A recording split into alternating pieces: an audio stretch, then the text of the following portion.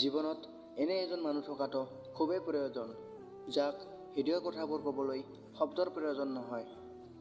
যেতিয়া আপুনি আনৰ চিন্তা কৰিব, তেতিয়াহে আনেও আপোনাৰ ভাল চিন্তা কৰিব।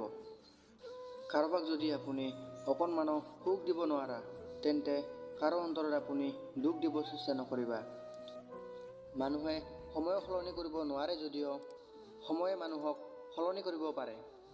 সময় আৰু শিক্ষক দুয়োটাই শিকায়, কিন্তু পাৰ্থক্য মাত্ৰ এইটো, শিক্ষকে শিকোৱাৰ পাছত পৰীক্ষা লয় আৰু সময়ে পৰীক্ষাৰ পিছত শিকায়। মা দেউতাৰ মান সন্মান, নিজৰ আত্মসন্মানতকৈ প্ৰেম ভাল পোৱা কেতিয়াও ডাঙৰ হ'ব নোৱাৰে। জীৱনত তুমি মা দেউতাক ভাল পাবলৈ শিকা। তোমাৰ দুখৰ সময়কণত কোনো নাথাকিলেও মা দেউতা সদায় তোমাৰ লগত থাকিব।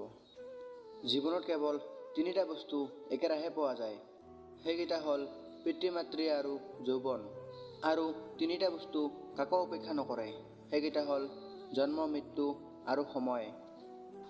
এই পৃথিৱীত আটাইতকৈ প্ৰয়োজনীয় বস্তু হৈছে পৰিয়াল আৰু প্ৰেম। আৰ্থিক অৱস্থা যিমানে সুন্দৰ নহওক কিয়, জীৱনৰ সঠিক আনন্দ ল'বলৈ হ'লে মানসিক অৱস্থা ভাল হ'ব লাগিব। অহংকাৰ ৰূপৰ ওপৰত নহয়, গুণৰ ওপৰতহে কৰা উচিত।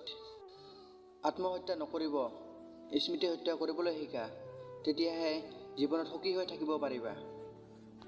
আপুনি আপোনাৰ মনৰ আইনাখন চাফা কৰি ৰাখিবা, নহ'লে কেতিয়াবা নিজৰ চেহেৰাটো বিচাৰি নাপাবা।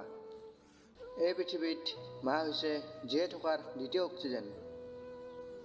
যদি আপুনি শিক্ষিত হয়, তেন্তে মুখৰ ভাষাও আপুনি ঠিক কৰিব লাগিব। জীৱন সুন্দৰ হয় যদিহে নিজৰ জীৱনটো সুন্দৰকৈ সজাব জানিছা। জীৱনটো তেওঁৰ বাবে সহজ, যি বাস্তৱৰ লগত মুখামুখি হৈছে, কাৰণ বাস্তৱ বহুত কঠিন।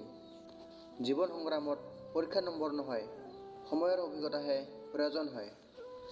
একমাত্ৰ সময় চিনাকি দিয়ে কোন কাৰ কিমান আপোন। মৰমবোৰে সহায় নকৰিবও পাৰে, কিন্তু আঘাতবোৰে আমাক মানুহ চিনি পোৱাত সহায় কৰে। ৰূপ বেয়া হ'লেও তাক সুন্দৰ চৰিত্ৰৰে ঢাকি ৰাখিব পাৰি, কিন্তু চৰিত্ৰ বেয়া হ'লে তাক সুন্দৰ ৰূপেৰে ঢাকি ৰাখিব নোৱাৰি। সত্য আৰু ধৈৰ্যই মানুহক সাহস দিয়ে, আৰু মিছাই মানুহক ধ্বংস কৰে।